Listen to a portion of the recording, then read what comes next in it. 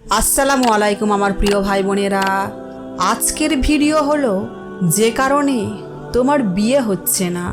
তুমি হয়তো বারবার প্রশ্ন করো কেন আমার বিয়ে হচ্ছে না, বন্ধুরা সব সংসার করছে আর আমি একা, আল্লাহ আমার দোয়া শোনেননি কেন।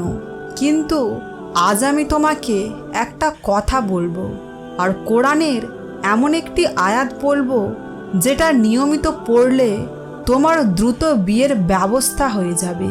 তারপর তুমিও তোমার বন্ধুদের মতো সুখে দাম্পত্য জীবন কাটাতে পারবে ইনশাআল্লাহ।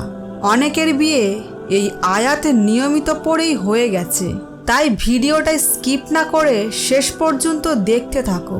মনে রাখবে, আল্লাহ যখন দেরি করেন তখন সেটা না পাওয়ার জন্য নয়, বরং সঠিক সময়ের জন্য তিনি তা আটকে রাখেন। একটা সময় ছিল যখন তুমি ভাবতে 20 বছর বয়সেই বিয়ে করব, একজন দিনদার জীবন সঙ্গী হবে, কিন্তু এখন বয়স 25 পেরিয়েছে, তবুও চারপাশে শুধু প্রত্যাখ্যান। নিজের থেকে ছোট ভাই ও বোনেদের বিয়ে হয়ে যাচ্ছে আর তুমি এখনো একা। প্রতিদিন বিয়ের প্রস্তাব আসে বাড়িতে, কিন্তু কোনো না কোনো কারণে সেটা ভেঙে যায়। তখন তোমার বুকটা যন্ত্রণায় ফেটে যায়, রাতে বালিশে মুখ চেপে কাঁদো। তার সাথে আশেপাশের পাড়া প্রতিবেশীর কুটু কথা তো আছেই, যা তোমার হৃদয়কে ছিন্ন ভিন্ন করে দেয়। অনেকে তো বলে হয়তো তোমার মধ্যেই অনেক দোষ আছে, হয়তো তোমার তাকদীরে বিয়ে লেখাই নেই। তাদের এই সব কথা যেন ছুরি হয়ে বুকে বিঁধে, তবুও তুমি সব মুখ বুজে সহ করো, মুচকি হাসি দিয়ে। একটা কথা মনে রাখবে, আল্লাহ সুবহানাহু ওয়া তাআলা কখনো তোমাকে ভুলে যাননি। তুমি দোয়া করছো, ইয়া আল্লাহ, আমি দুর্বল হয়ে গেছি, মানুষের কথাই ভেঙে গেছি, তবু আমি তোমার কাছে কান্না করি। যদি তুমি কাউকে আমার জন্য বাছাই করে রেখো, তবে তাকে হালাল জীবনসঙ্গী হিসাবে আমাকে দিয়ে দিন। তোমার কাছে যা চাওয়া হয় তা অসম্ভব নয়। তুমি চাইলে আমার জীবন বদলে দিতে পারো। তুমি সিজদায় অনবরত কাঁদছো আর অশ্রুসিক্ত নয়নে আল্লাহকে বলছো, ইয়া রব, আর একা থাকা যায় না। শোনো, আল্লাহ তোমার সব কান্না শুনে রাখছেন। তোমার প্রতিটি নিঃশ্বাস, প্রতিটি দোয়া তিনি শুনছেন। আল্লাহ জানেন তুমি কাকে চাইছো। আল্লাহ বলেন, তোমরা এমন কিছুকে অপছন্দ করো অথচ তা তোমাদের জন্য কল্যাণকর হতে পারে। আল্লাহ যা জানেন তোমরা তা জানো না। সূরা আল বাকারা। আল্লাহ তোমার সব দোয়া শুনছেন, তিনি শুধু তোমার পরীক্ষা নিচ্ছেন, যাতে তুমি এই দোয়ার ওসিলায় তেনার দিকে চলে যাও, রবের দিকে চলে যাও, আল্লাহ ওয়ালা হয়ে যাও। তুমি যে কষ্টে আছো তা শুধু তুমি বোঝো আর আল্লাহ জানেন। এই দেরি, এই অপেক্ষা, এই কষ্ট সব কিছুই একদিন তোমার জীবনের সবচেয়ে সুন্দর অধ্যায় হয়ে উঠবে ইনশাআল্লাহ। মানুষ তো শুধু বয়স দেখে, বলে এখনো বিয়ে হয়নি, কিন্তু আল্লাহ তাকিয়ে আছেন তোমার ধৈর্য, তোমার দোয়া, তোমার চরিত্রের দিকে।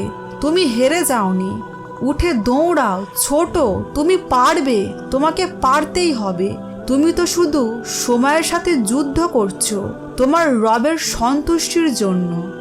যে দোয়া আজও কবুল হয়নি, হয়তো সে এমন একদিনে হবে যেদিন তোমার হাসির পেছনে থাকবে বছরের কান্না।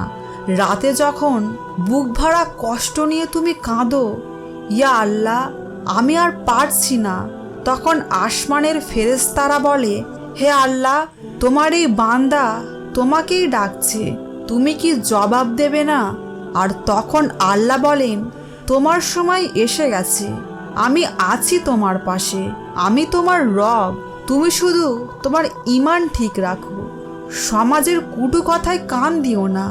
বাকি পথ আল্লাহ নিজেই তৈরি করে দেবেন, কারণ আল্লাহ যখন দেরি করেন তখন ভুল করেন না। আজ কাঁদো, কিন্তু আশা হারিও না, তোমার সময় আসবে। তুমি এখন চোখের পানি ফেলছো, একদিন কারো চোখের তারা হবে তুমি। আর একটু ধৈর্য ধরো, আসমানে তোমার জন্য বিয়ের বরকতের ফয়সলা হয়ে গেছে। শুধু সময়টা তোমার জন্য বিশেষভাবে ঠিক করা হয়েছে। দ্রুত বিয়ে এবং উত্তম জীবনসঙ্গী পাওয়ার জন্য এই ছোট্ট একটি দোয়া পড়ো। রাব্বি ইন্নি লিমা আনজালতা ইলাইয়া মিন খাইরিন ফাকির। এই দোয়াটি ফজরের নামাজের পর 100 বার পড়বে, অথবা তাহাজ্জুদের সময় কান্নাকাটি করে পড়বে, যত ইচ্ছা। অনেকের বিয়ে এই আয়াতে নিয়মিত পড়েই হয়ে গেছে। একদিন হজরত মুসা আলাইহিসসালাম মাদায়েন শহরে গিয়ে এক কুয়া দেখতে পান।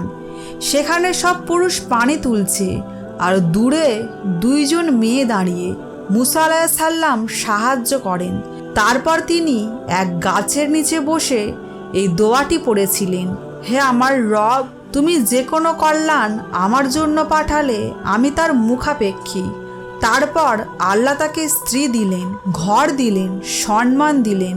তুমিও সেই একই দোয়া করো প্রতি রাতে।